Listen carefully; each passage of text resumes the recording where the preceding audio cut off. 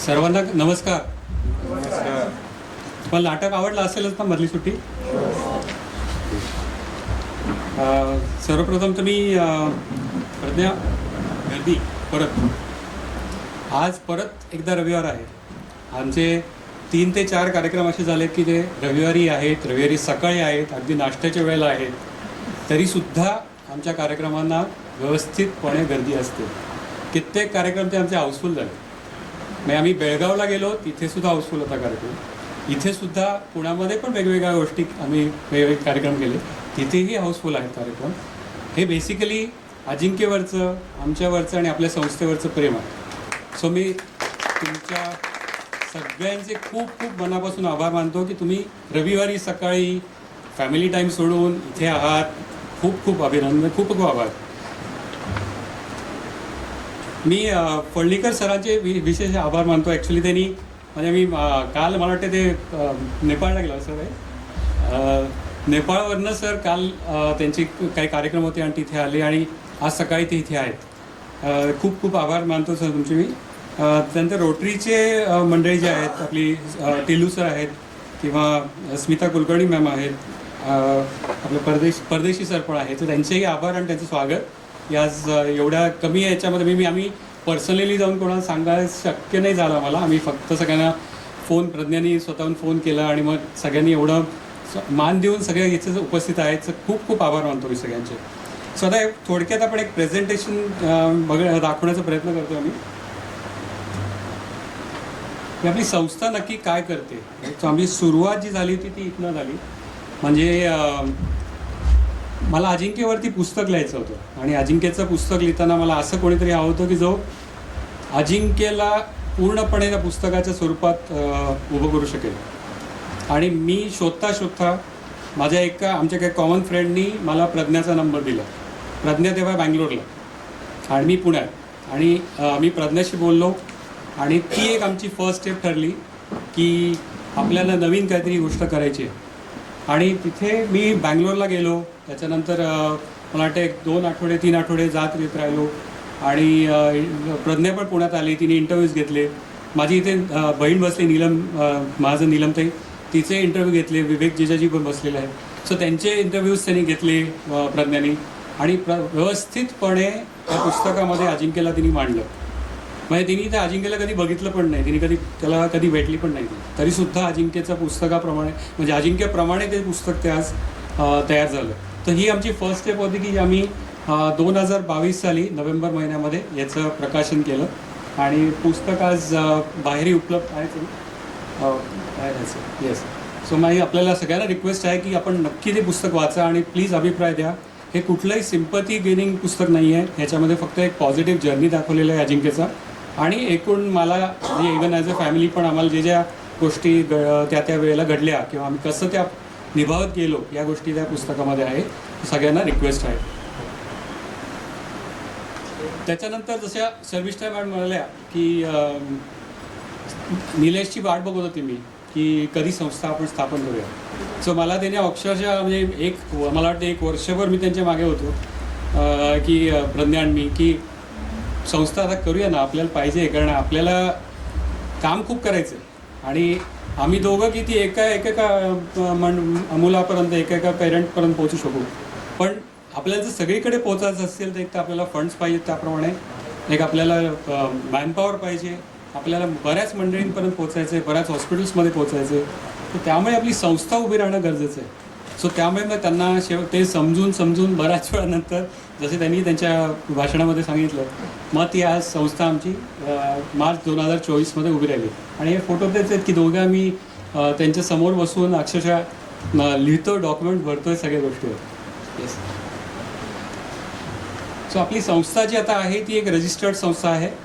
Section 8 कंपनीच्या अंडरगत आपली ही non profit organisation registered आहे.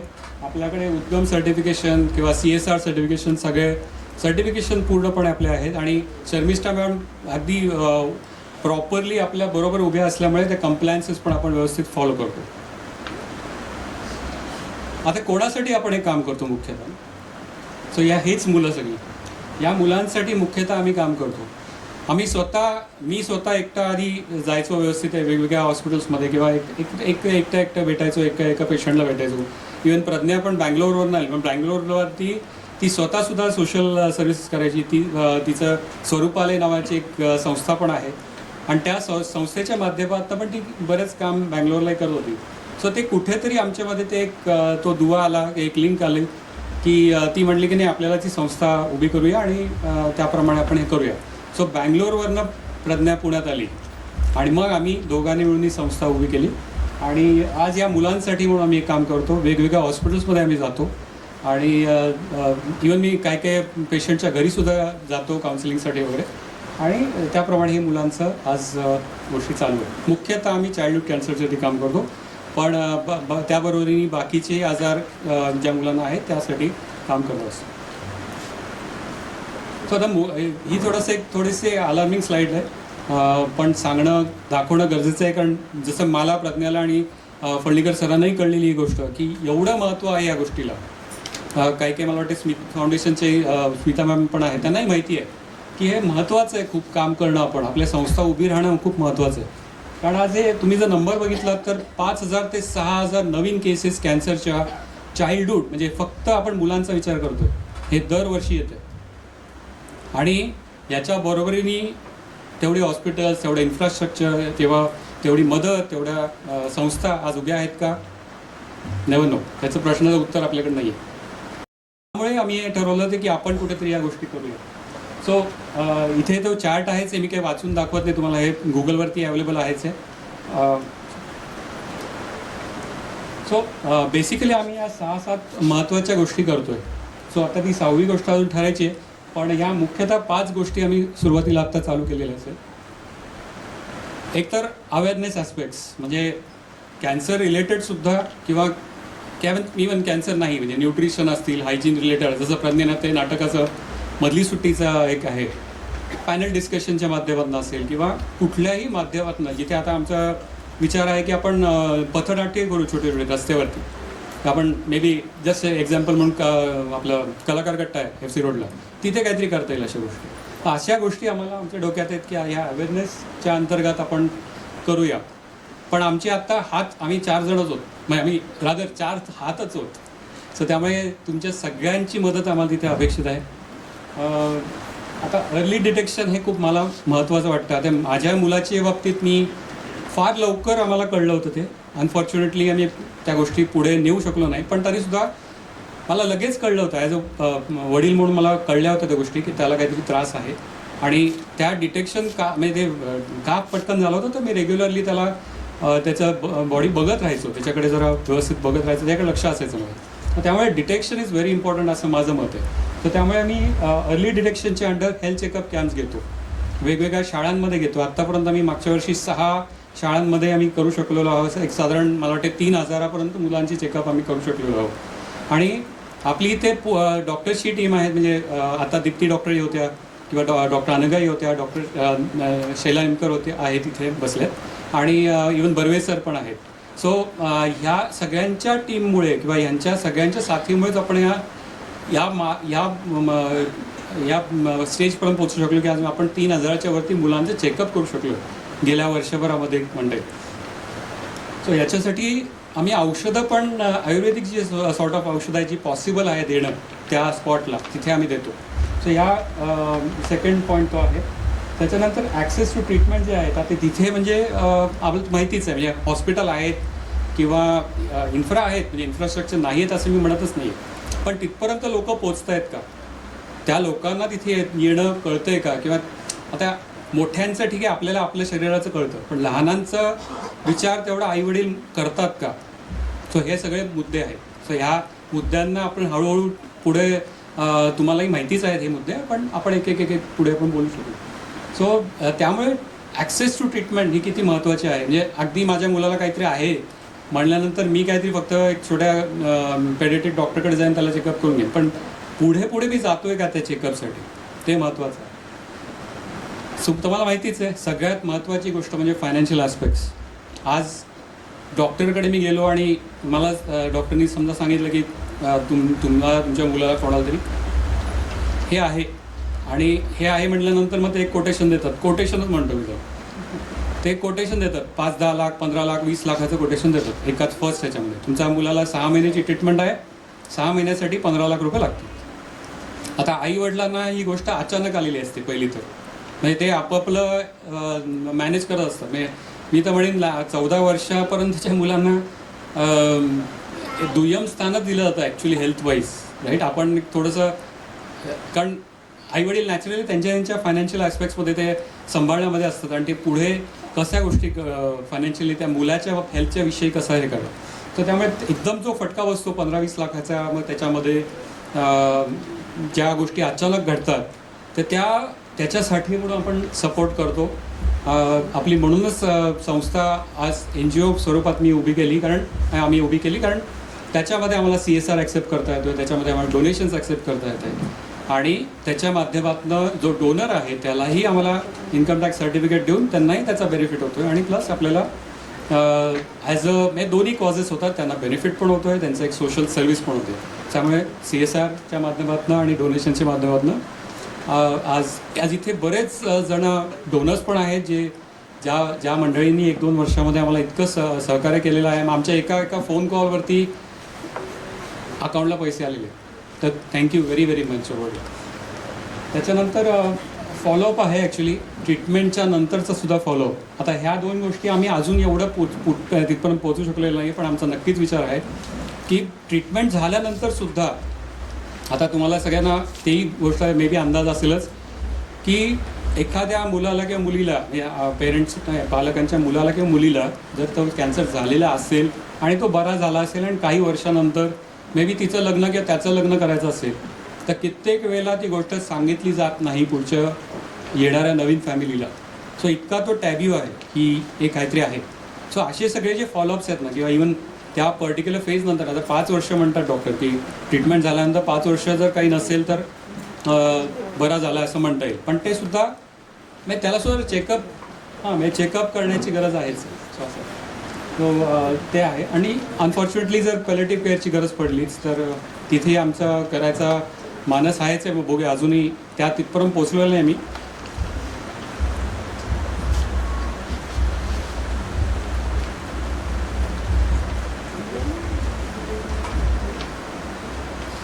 सो हेच आपण एका स्क्रीनवरती बघतोय की आम्ही ह्या गोष्टी करतोय, हेल्थ चेकअप कॅम्प्स घेतोय.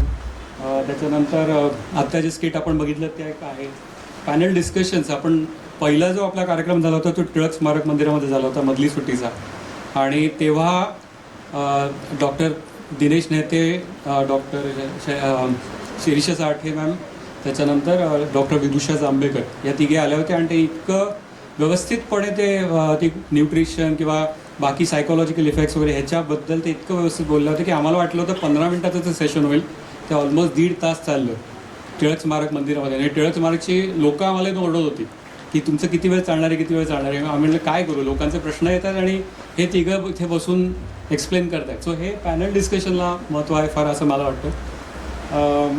सो त्याच्यानंतर पेशंट एंगेजमेंट ॲक्टिव्हिटीज, जसं मी म्हटलं तुम्हाला की काउन्सिलिंगसाठी मी घरी जातो, तसं बाकीच्याही गोष्टी इम्पॉर्टंट आहेत की जसं त्यांचं मुलं जेव्हा 6 महिन्याची ट्रीटमेंट चालू असते त्यांना शाळेत जाता येत नाही. सो त्यामुळे त्या एंगेजमेंट ॲक्टिव्हिटीज किंवा त्यांना एक एज्युकेशन सपोर्ट या सगळ्या गोष्टी आहेत. त्यासाठी पेशंट एंगेजमेंट ॲक्टिव्हिटी पण महत्त्वाची आहे, म्हणजे नुसतंच घरी नाही, तो हॉस्पिटलमध्ये सुद्धा.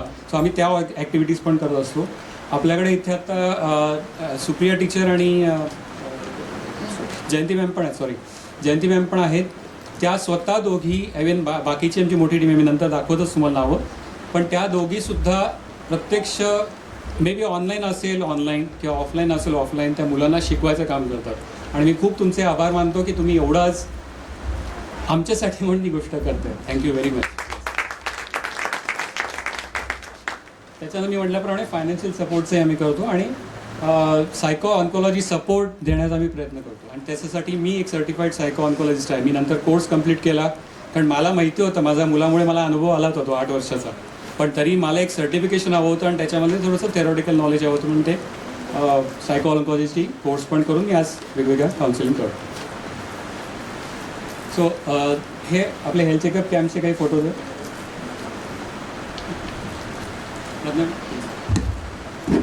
हा पहिली सवय हेल्थ चेकअप कॅम्प्स जेव्हा आम्ही घेतो म्हणजे बऱ्यापैकी आपण आता म्हणजे पॉलिटिशियन्स थ्रू किंवा बऱ्याच ठिकाणी हेल्थ चेकअप कॅम्प्स घेतले जातात संस्थांतर्फे. हा शब्द खूप कॉमन झाला आहे की कुठल्या तरी संस्थेचा हेल्थ चेकअप कॅम्प आहे.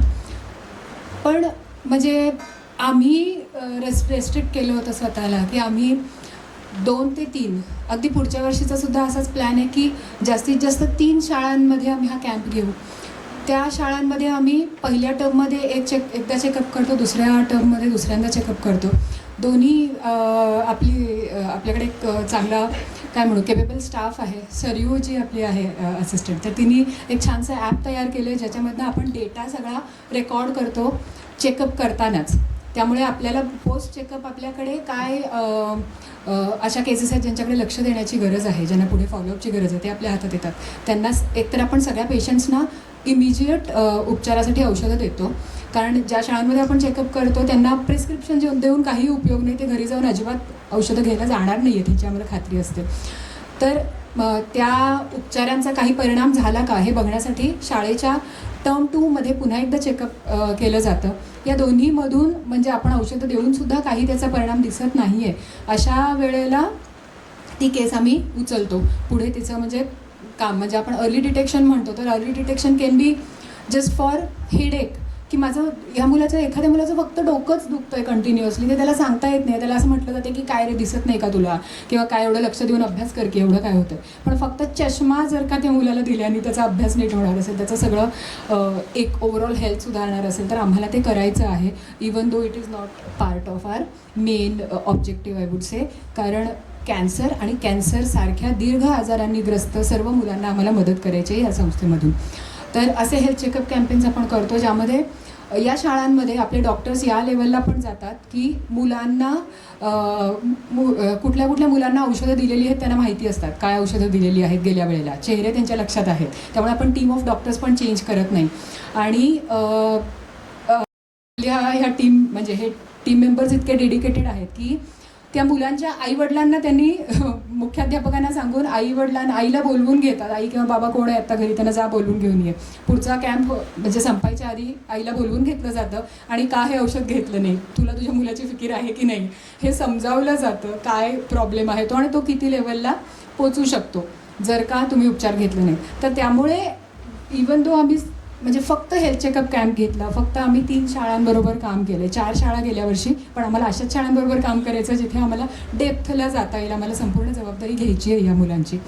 तर त्याच्या आम्ही निलेशने सांगितलं तसं ओव्हरऑल चेकअप, आय डोळ्यांची तपासणी, दातांची तपासणी, आणि ज्या ज्या शाळांमध्ये आम्हाला सांगितलं जातं की बहुतेक आमच्या मुलांचं हिमोग्लोबिन कमी आहे तिथं आम्ही रक्त चाचणीसुद्धा करतो. नेक्स्ट हेल्थ अवेअरनेस जो विविध प्रकारे करतो, निलेशने सांगितलं होतं त्याप्रमाणे, त्यामध्ये त्या शाळेची रिक्वायरमेंट आम्ही समजून घेतो की काय तुम्हाला कसं हवं आहे. म्हणजे हे नाटक जर आता आपण पाहिलं ते 4थी ते 9वीच्या मुलांसाठी आयडियल आहे, पण 1ली ते 3री KGच्या मुलांना कसं सांगणार. ते फक्त जोक्सवर हसतील पण तो मेसेज आत पोचेल का. 9वी-10वीच्या मुलांना बऱ्यापैकी हे नाटक दाखवलं जात नाही किंवा किती ते इंटेन्सिटीने ऐकतील किंवा ते म्हणजे शाळांमधून बसवलं जात नाही या मुलांना. मग या मुलांना थोडं प्रोजेक्ट्स देऊन या विषयावरचे त्यांना कामाला लावू शकतो का आपण, असे विचार आले. या विषयांवर डिस्कशन्स आमची मुख्याध्यापकांबरोबर चालू आहेत या शाळांमधून. म्हणजे फक्त हेल्थ चेकअप आम्ही करतो त्या शाळांमध्ये सुद्धा, आणि काही शाळांमध्ये आम्ही हेल्थ चेकअप आपलं हेल्थ अवेअरनेस कॅम्पेन्स काही केले त्या शाळांमध्ये सुद्धा. मधली सुट्टी आपली टिळक स्मारकला पहिल्यांदा आपण केली आणि तिथे बऱ्याच शाळांमधल्या मुख्याध्यापकांना बोलवलं होतं, शिक्षकांना बोलवलं होतं. त्यांनी त्यानंतर आम्हाला फोन करून त्या शाळांमध्ये आपण प्रयोग केले. काही शाळांमध्ये प्रायमरी सेक्शनला, काही शाळांमध्ये आता इंग्रजी माध्यमासाठी विचारणा चालू झाली आहे की हेच नाटक तुम्ही इंग्रजी ट्रान्सलेट करून द्या.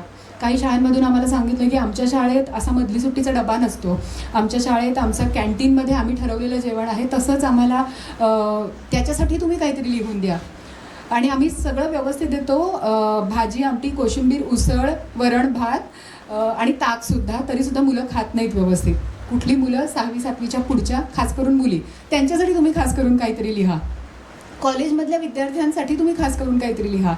मग बऱ्याचशा शाळांमध्ये पोषण आहार दिला जातो, या शाळांसाठी काहीतरी लिहा. तर अशी रिक्वायरमेंट येते आणि आम्हाला आज सगळ्यांना आम्ही इथे बोलवून हे नाटक दाखवण्याचं कारण हेच होतं की तुमच्या शाळेची जी रिक्वायरमेंट आहे ती रिक्वायरमेंट आम्ही म्हणजे त्याला हवं तसं आम्ही नाटक केटर करू शकतो. आपल्याकडे अजूनसुद्धा सक्षम म्हणजे आपले हे दिग्दर्शक आहेत आणि अजूनसुद्धा मोठी टीम आहे आपली जी आपल्याला शाळांमध्ये आपल्या तुमच्या शाळांमधल्या विद्यार्थ्यांना ट्रेन करून हे नाटक आपण सादर करू शकतो तुमच्या सर्व इयत्तांसाठी.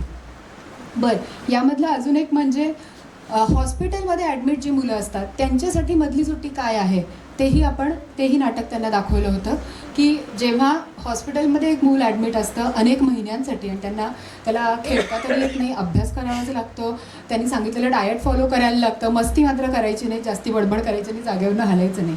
अशा मुलांनी मधली सुट्टी म्हणून ह्या पिरियडकडे कसं बघायचं, एक पॉझिटिव्ह आउटलुक त्यांना द्यायचा आम्ही प्रयत्न केला मधली सुट्टी याच नाटकातून. पुढे हां, तर थोडंसं आम्ही पुण्याच्या बाहेर जाऊ शकलो आहे. बेळगावच्या बालसाहित्य संमेलनामध्ये आम्हाला प्रयोग करता आला. आम्ही आमची टीम ही एकूण 20-21 जणांची टीम पुण्यातून बेळगावला घेऊन गेलो आणि परत आणली. आम्हाला एक थोडं जबाबदारीचं काम वाटलं होतं की आपल्याला जमेल की नाही, कारण आपल्या मुलांना पुण्यातल्या म्हणजे एकटी मुलांनी हा प्रवास केलेला आहे की नाही, आणि आम्ही तसे अनोळखी होतो, त्यांच्यासाठी फार काही इतके पण परिचित नव्हतो. पण सर्व पालकांच्या सहकार्यांमुळे आणि इतर आपली सपोर्टिंग टीम जी होती त्या सगळ्यांच्या सहकार्यामुळे हे खूप सक्सेसफुली आपण करू शकलो. हां, पॅनल डिस्कशन झालं आणि मी म्हटलं तसं प्रायमरी प्री प्रायमरी या सेक्शन्सना काही शाळांना पालक संवाद पण हवा होता. त्याप्रमाणे पालक वर्ग कोणता आहे, कोणत्या भाषेत हवं आहे त्याप्रमाणे आम्ही सेशन्स त्या शाळांमध्ये घेतली आहेत गेल्या वर्षी. होय, एक ॲप्रिशिएटिंग द डेडिकेशन अवॉर्ड. सो यावर्षी मग आम्हाला असं वाटलं, मागच्या वर्षी 2025 साली, की बरेच जण असे आहेत की जे पडद्यामागे बरेच काम करत आहेत. सो आम्हाला असं वाटलं की ते जे डेडिकेशनने काम करत होतं त्यासाठी म्हणून हा आपण एक काहीतरी आपल्याकडनं म्हणून एक अवॉर्ड आपण सॉर्ट ऑफ चालू करावा म्हणून पहिल्या वर्षी आम्ही या गिरिजा सिस्टर आहेत दीनानाथ मंगेशकर हॉस्पिटलमध्ये, अतिशय डेडिकेटेडली काम करतात. म्हणजे नर्स आहेत, फुल फ्लेश त्यांचे 12-14 तास जे काय ते काम करतात, पण ते अतिशय डेडिकेटेडली काम करतात. त्यामुळे मागच्या वर्षी आम्ही त्यांना हा उपयोग केला. सो हे जसं एंगेजमेंट ॲक्टिव्हिटीजचं आहे की जसं मी म्हटल्याप्रमाणे आपण वेगवेगळ्या ॲक्टिव्हिटीज करतो. राखी पौर्णिमेचा आपण कार्यक्रम घेतला होता आणि एक ड्रॉइंग कॉम्पिटिशनचं एक केलं होतं आपण. थोडंसं फास्ट जातो मी कारण वेळेचा अभाव आहे. सो मी मग असं म्हणलं मगाशी की ऑनलाईन पण आपण थोडंसं ट्रेनिंग घेतो, कारण मुलं काही घराच्या बाहेर निघू शकतील किंवा हॉस्पिटलच्या बाहेर निघू शकतील असातला भाग नाही आहे. सो त्यामुळे आपण ऑनलाईनही करण्याचा प्रयत्न करतो. मागे. सो इथे तुम्ही बघितलं तर ते एक टीम मीटिंग चालली आहे, कारण मुलं बरीचशी जॉईन झालेली आहेत आणि आपल्या इथे जयंती मॅम दिसत आहेत आणि सुप्रिया मॅम पण आहेत आणि आपल्या सारिका मॅम पण आहेत. ते त्याही ऑनलाईन प्रत्येकाला सेशन्स घेतात, असं इंडिव्हिज्युअली घेतात, ग्रुपकडचे घेतात. पुढे त्याच्यानंतरच आम्हाला हे खूप महत्त्वाचं वाटलं की आभा कार्डचं मडके मॅम आहेत काय पण तो आभा कार्डचे रजिस्ट्रेशन आम्हाला खूप महत्त्वाचं वाटलं, कारण आपलं हे आम्ही चेकअप्स वगैरे घेतो, हेल्थ चेकअप कॅम्प्स वगैरे, पण हा डेटाबेस कुठेतरी मेंटेन होणं गरजेचं आहे. म्हणून आम्ही हे आभा कार्डचे मागे आहोत की प्रत्येक ज्याचं आम्ही चेकअप करतो त्याचं आभा कार्ड ॲटलिस्ट क्रिएट करून घ्यावं आणि त्यासाठी एक टीम पण आपल्याबरोबर काम करते. सो आपण हे फायनान्शियल सपोर्ट आजपर्यंत ज्या मंडळींना देऊ शकलो त्यांची थोडेसे इन्फॉर्मेशन मागितलं. तर आत्तापर्यंत मी मगाशी म्हटल्याप्रमाणे आपण 1.5 वर्षामध्ये 2 वर्षामध्ये या गोष्टी करू शकलो आहे. 3100 मुलांचं आपण चेकअप करू शकलो आहे. साधारणतः 4,000-1,000पेक्षा जास्त मुलांपर्यंत आपण पोचू शकलो आहोत. एज्युकेशन सपोर्ट 9पेक्षा जास्त मुलांना आपण देऊ शकलो आहे ऑनलाईन. हे साधारण 1.5-2 वर्षच झालेत आम्हाला, त्यामुळे हा नंबर कमी दिसेल पण कुठेतरी काम चालू आहे. फंडचा एक 3 लाखाच्या पुढे आम्ही आत्तापर्यंत करू शकलेल्या गोष्टी मुख्यतः आम्ही हॉस्पिटलच्या अकाउंटमध्ये त्या पेशंटच्यासाठी म्हणून पैसे जमा करतो. तो जसं प्रज्ञाबाई मगाशी सांगत होत्या की सर्वेने एक ॲप केलेला आहे हेल्थ चेकअप कॅम्पसाठी. कारण आम्ही आधी आमची प्रोसेस अशी होती की फॉर्म आम्ही लिहून घेऊ, मग आम्ही त्याच्यात डेटा अपडेट करू वगैरे. पण एक ॲप तयार केलेला आहे सर्वेनी की ज्याच्यामध्ये आपल्याला डेटाबेस अपडेट करता येईल आणि वेबसाईटही ऑन आहे ज्याच्याने इन्फॉर्मेशन आपल्याला प्रोव्हाइड करता येईल. सो इथे आता 2 आजी आजोबा आलेले आहेत. मला वाटते आनंद कोप्पल सर आलेले आहेत आणि ज्योती काळे मॅम आजी आलेल्या आहेत. मगाशी आनंद सर वरती स्टेजवरती आले होते आपल्या याच्यासाठी. सो ही आमची कन्सेप्ट अशी होती की आजी आजोबांनी मुलांना गोष्टी सांगणं हे आपण विसरून गेलो हल्ली.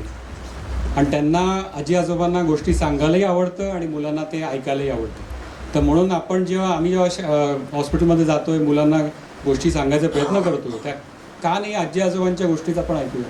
म्हणून आम्ही हा चॅनल एक सॉर्ट ऑफ चालू केलं आणि इतका आम्हाला त्याला सपोर्ट मिळाला. इतक्या आजी आजोबांनी आम्हाला त्यांच्या दिवाळीचे प्रसंग, आता मी दिवाळीसाठी पण गेलो होतो, ते दिवाळीचे प्रसंग एका मे बी ऑडिओ स्वरूपात किंवा लेखी स्वरूपात पाठवले आणि आम्ही आज ते यूट्यूब चॅनलवरती आम्ही केलेले आहे. मुलांना आम्ही ते शेअर करत असतो. सो कोपल काका इथे आहेत आणि काळे आजी पण आहेत. तर खूप खूप आभार तुम्ही एवढं आमच्यासाठी जी गोष्ट केली. खूप खूप आभार. ही आमची एक अपकमिंग आहे पण अजून तरी पुढे गेलो नाही आम्ही. मला वाटते निरामयचे कोणी आलेत ना मगाशी तुम्ही मला हात केला, सॉरी मला थोडं आडनाव विसरलो मी. पण निरामय ग्रुप जो आहे तो म्हणजे आम्ही अजून बोलण्यामध्ये मी बोलायला नको होती गोष्ट, पण माझा स्वभाव माहिती मी बोलून देतो. सो त्या मार्गाने पण आम्ही पुढे जातो आहे कारण आम्हाला सेल्फ हिलिंगला हे खूप महत्त्व द्यायचं आहे की नुसतंच ट्रीटमेंट आहे पण स्वतःहूनसुद्धा इंटरनलीसुद्धा गोष्टी आल्या पाहिजेत. तर त्यामुळे त्या दृष्टीने आम्ही जरा आमचं कार्य चालू आहे. मुलांसाठी जेव्हा ऑनलाईन सेशन्स घेतो एक तर शिक्षकांच्या मार्फत आणि काही गोष्टींची सत्र पण घेतली मुलांसाठी, तर तेव्हा आम्ही आमच्या लेवलला आम्ही हे करतो की मुलांना ओंकार म्हणायला लावणं, थोड्याशा अशा काही छोट्या छोट्या ॲक्टिव्हिटीज देणं ज्यातून थोडंसं इंटरनलायझेशन होईल. स्वतःचा म्हणजे स्वकडे थोडंसं त्यांचं त्या वळतील ती मुलं. अशा काही ॲक्टिव्हिटीज त्यांच्याकडनं करून घेतो. पण प्रोफेशनली म्हणून जे त्याच्यामध्ये एक्सपर्ट आहे त्यांच्याबरोबर हात मिळवणी करून पुढे जायचं आता विचार आहे.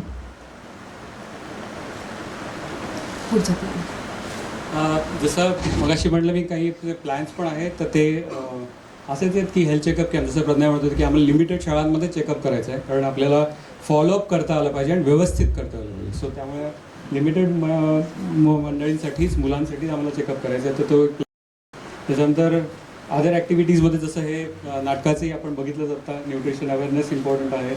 फंडिंग सपोर्ट आपल्याला एक 15-20 मुलांचा करायचा आहे. म्हणजे आम्ही आता आम्ही आकडा फारच छोटा ठेवला आहे कारण आमचं पुढचं वर्ष आम्ही थोडंसं त्या प्रमाणात बजेटिंग करत प्लॅन करतो. त्यामुळे 15 मुलांपर्यंत पोहोचणं म्हणजे काहीच नाही ॲक्च्युली, पण सुरुवात आहे म्हणून त्याप्रमाणे आम्ही करतो. आणि हेल्थ रिलेटेड ज्या शाळांमध्ये आम्हाला जायचं आहे अवेअरनेस वगैरे तिथे करायचं आहे.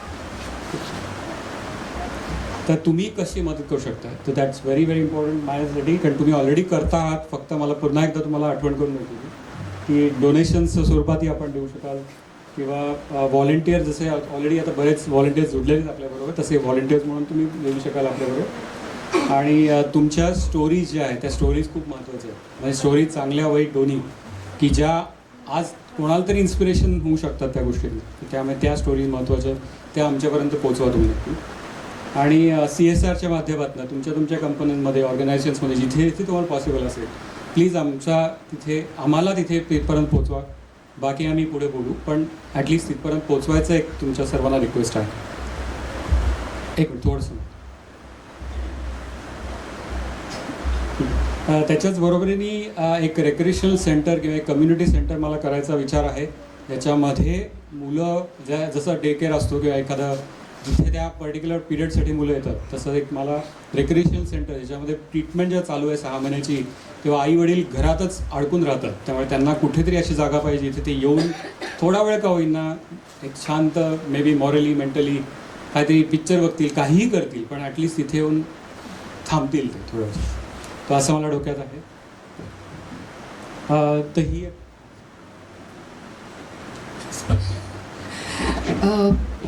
आता आम्ही हे एवढा वेळ प्रेझेंटेशन दाखवताना दोघंही सांगतोय की आम्ही हे काम केलं, आम्ही हे काम केलं. मी अजिंक्यच फाउंडेशनमधून आम्ही हे करू शकलो.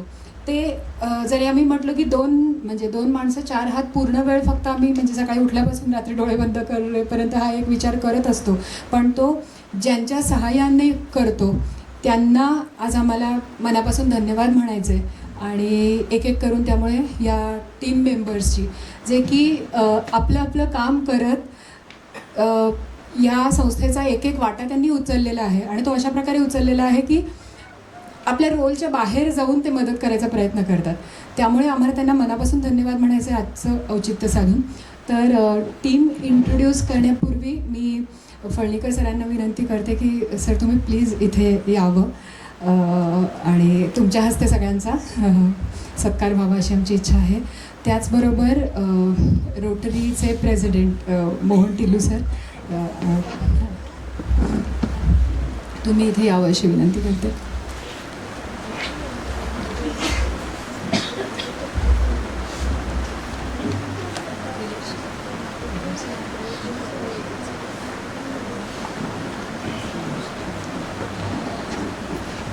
सर तुम्हाला डोळ्यासमोर ठेवून आम्ही दोघांनी हा प्रवास सुरू केला आणि आम्हाला जमेल तसं म्हणजे तुमच्या इतकं पूर्ण वेळ करू शकत नाही आहोत. आमच्याकडून शारीरिक आणि मानसिक ताकद जेवढी आहे ती त्याचं बेस्ट द्यायचा प्रयत्न करतो. त्यामुळे छोटीशी प्रेमभेट आमच्याकडे. जसं मी तुम्हाला 2025चा डेडिकेशनचा अवॉर्ड जो आपण म्हणलं होतं की मी अजिंक्यच अवॉर्ड जो आहे तो 2025 साली आपण गिरिजा सिस्टरना दिला होता, कारण त्यांचं डेडिकेशन आपल्याला माहिती आहे. आज आपल्या समोर अगदी खूप मोठं उदाहरण आहे की डेडिकेशन म्हणजे काय असतं. सो 2 वर्ष झाली आम्हाला दोघांना 2 वर्ष झाली संस्था आम्ही चालतो. प्रत्येक दिवशी आम्हाला असं जाणवतं हे आपण बरोबर करतोय का आणि हे का करतोय. रोज प्रश्न येतो मला. आज सर 25 वर्ष झाली ही गोष्ट समजायला. सो खूप त्यांचे खूप कौतुक आहे. आणि हा जो 2026चा जो आपल्याला वाटतं की मी अजिंक्यचा जो अवॉर्ड आहे तो सरांनाच द्यायला गरजेचं आहे. त्यामुळे आपण आज तुमच्या सर्वांच्या वतीने आज मी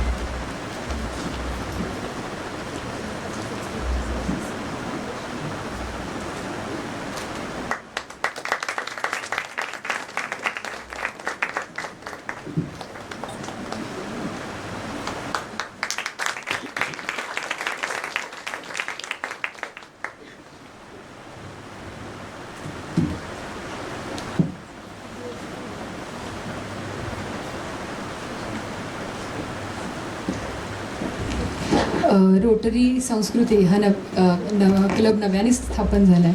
तर त्यामध्ये पण इथं यापूर्वीचा अनेक वर्षांचा अनुभव घेऊन मार्गदर्शन करत असतात टिल्लू सर आम्हाला.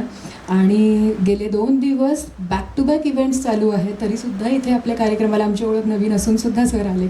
सर मनापासून तुमचे छोटीशी भेट आमच्याकडून स्वीकार करा.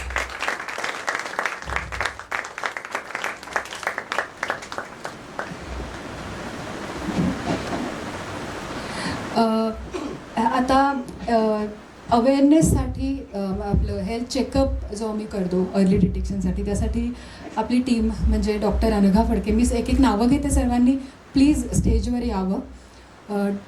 Doctor Shaila Nimkar madam please वर या. अनघा फडके, डॉक्टर दीप्ती फडके, शैलेश बर्वे सर आणि सोनाली मॅडम आले. सोनाली चांदोरे मॅडम.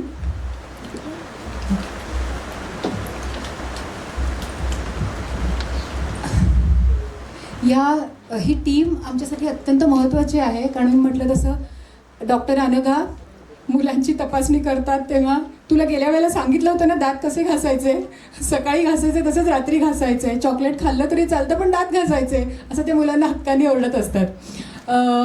इकडे या ना.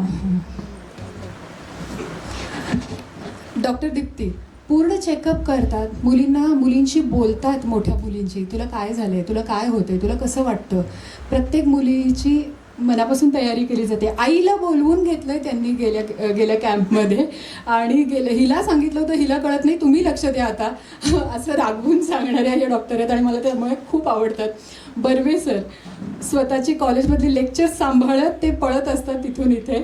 आणि आपल्याला मी म्हटलं तसं छोटीशी गोष्ट आहे चष्मा, पण त्यांनी या मुलांच्या ज्या आई वडिलांना मुलांकडे लक्ष द्यायला वेळ नाही आहे त्यांची जबाबदारी आम्ही घ्यावी आणि या डेप्थनी घ्यावी असं आम्हाला वाटतं, म्हणून आम्हाला या टीमबरोबर काम करायचं आहे. दीप्ती डॉक्टर बरोबरच त्यांच्या 2 हात आहेत इथे, जे फक्त मग आमच्या डॉक्टरला आम्ही क्लिनिकमध्ये आमच्या डॉक्टरने आम्हाला बोलवलं आहे म्हणून येत नाहीत, पण मुलींशी खेळायचं काम करतात.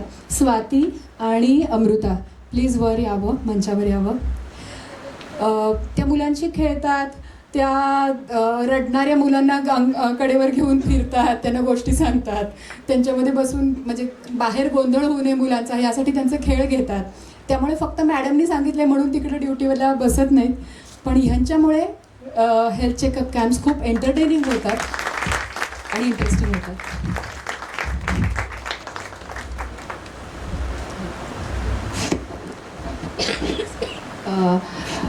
फळणीकर सरांच्या हस्ते या सगळ्यांचा सत्कार व्हावा. निमकर मॅडम सगळ्यात शेवटी नाव घेते, यांच्यामुळे ही संपूर्ण काय म्हणू टीम आम्हाला मिळाली.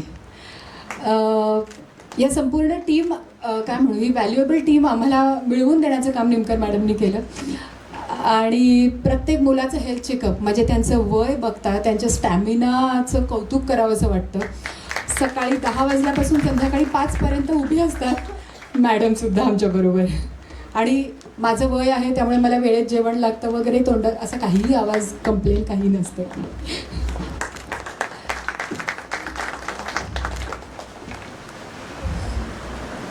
एक फोटो घेऊया सगळ्यांचा एकत्र.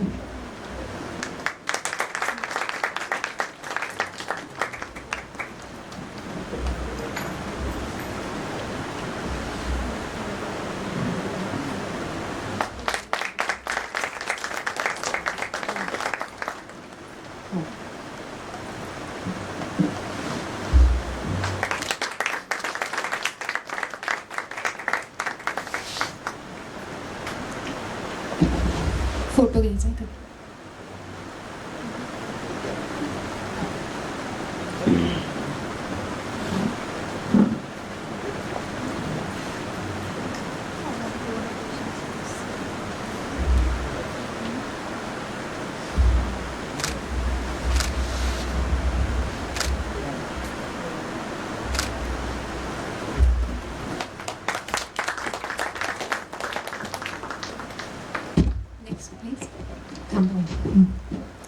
नेक्स्ट लाईन वाचते. कोणी प्रतिभाताई आली आहे आत्ता.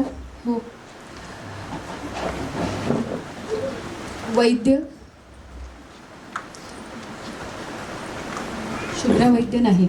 बरं, या इथे आपल्या पहिल्या मधली सुट्टीमधली बरीच नावं आहेत आणि माझ्या फोनमध्ये होकार होते त्यामुळे सगळ्यांची नावं इथे आहेत. आत्ता या वेळेच्या सगळ्या मुलांनी इथे यावं पटापटा. आहेत का मागे तयार? खाली. हॅलो. ऋषिका, मृगाक्षी, अनय, हिमानी पटापट पळत या स्टेजवर. आर्चिस, प्रत्युष, कोण राहिलं? रुजुल दिसते मला. रुजुल पटकन वर ये. अजून कोण राहिली आपली आत्ताची मुलं? मागे कोणी आहेत का? ईशान,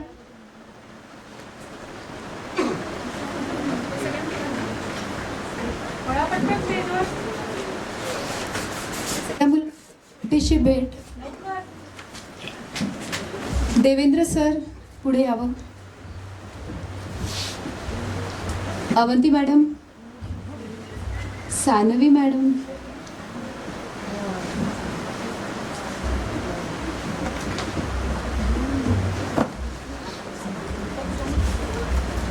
सानिका मॅडम. हो. टिल्लू सर या मुलांचं कौतुक करावं अशी विनंती करते.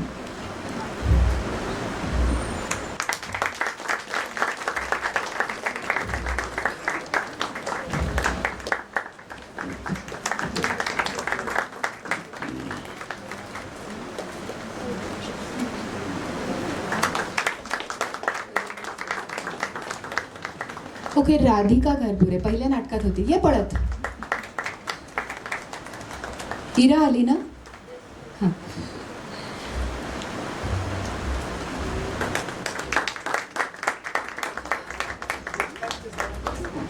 हो. फळणीकर सर, आमच्या देवेंद्र सरांना, अवंती मॅडमना आणि सानिका मॅडमना आमच्या वतीने थँक्यू मॅडम.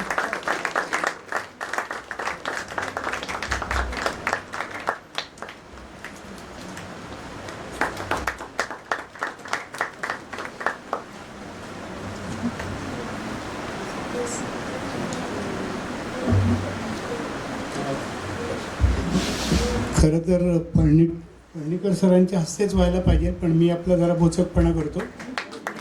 नाटकाच्या लेखिका प्रज्ञा वजे.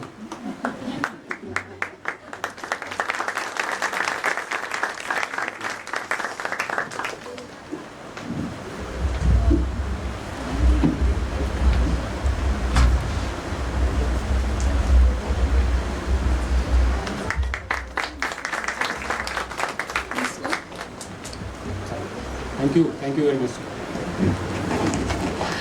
C A madam, Sharmishtha madam. Agarkar sir आलेत. आम्ही ना कार्यक्रम करताना फोटो काढायला नेहमी विसरायचो. आम्हाला सवय लावली त्यामुळे, कारण तुमच्या कामाचा काहीही उपयोग होणार नाही आहे जर तुम्ही हे केलं नाही तर, हे सांगा. याचबरोबर आपण पुढची स्लाईड पण घ्या. इथे मी एक मुद्दाहून एक हे दाखवलं आहे, रंगाडा पण एक दाखवला आहे. त्या तसंच ॲक्च्युली माझ्याकडनं काम करून घेत असतं की करशील की नाही काम सॉर्ट ऑफ, म्हणजे नेहमी आता मार्च महिना तर फुलता. पुढची स्लाईड. येस. मुलांचं या मुलांचं मी मगाशी म्हटलं तसं हॉस्पिटलमध्ये ॲडमिट झालेली मुलं, ट्रीटमेंट चालू असलेली मुलं आणि नंतर फॉलोअपची मुलं. अभ्यास मागे राहतो. सुप्रिया मॅडम, संपूर्ण टीमच्या वतीने आम्हाला तुम्हाला थँक्यू म्हणायचं आहे. त्याच्या टीमच्या रिप्रेझेंटेटिव्ह म्हणून प्लीज या स्टेजवर. या पलीकडे पुढची स्लाईड. हां, तरी इकडचेच दाखवा. हां, तर या टीममध्ये जयंती मॅडम आहेत, स्टोरी टेलिंगचं काम करतात या पेशंटसाठी. त्यांनी आम्हाला सुप्रिया मॅडम, सारिका मॅडम, कुहुरिना मॅडम, सँड्रा मॅडम यांच्याशी इंट्रोड्यूस करून गेलं. मला मुद्दाम हे सांगायचं आहे, सुप्रिया मॅडम एकट्या पुण्यात असतात. त्या ऑनलाईन शिकवलं तरी चालतं, पण त्यांना जमेल तेव्हा त्या मुद्दाम त्या मुलीच्या घरी जातात, तिच्याशी प्रत्यक्ष संवाद साधतात, खेळतात आणि मराठी शिकवतात त्या अक्षराला. सारिका मॅडम आणि सँड्रा मॅडम अमेरिकेत असतात. कुहुरिना मॅडम कोलकाता आणि मुंबईला अपडाऊन करून असतात. हे मुद्दाम सांगते आहे कारण त्यांना शिकवायची इच्छा आहे आणि त्यांना त्यांच्या फिक्स्ड स्केड्यूलमधून अर्धा एक तास मुलांना द्यायची इच्छा आहे, म्हणून त्या वेळ काढतात आणि म्हणून आम्हाला मुद्दाम त्यांचा उल्लेख करायचा आहे नावाचा. Thank you Supriya madam. Thank you Sharmishtha madam. आमच्याकडून छोटीशी भेट.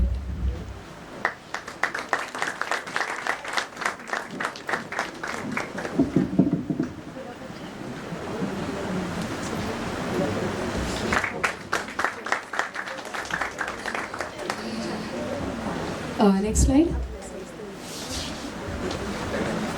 येस, ही कामं आमची ज्यांच्याशिवाय होऊच शकत नाहीत. हाक मारली की पटकन पुढे येतात अशा आरती आणि सरयू, प्लीज.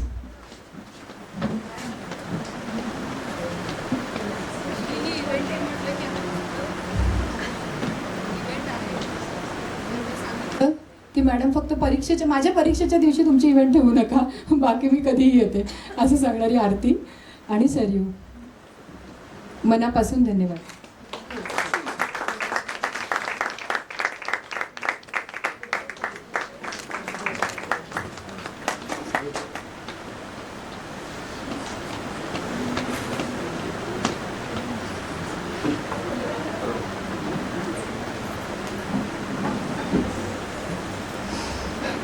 थँक्यू.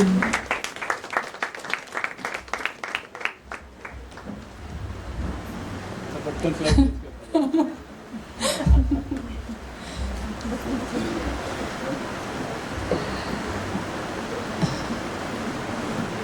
Yes.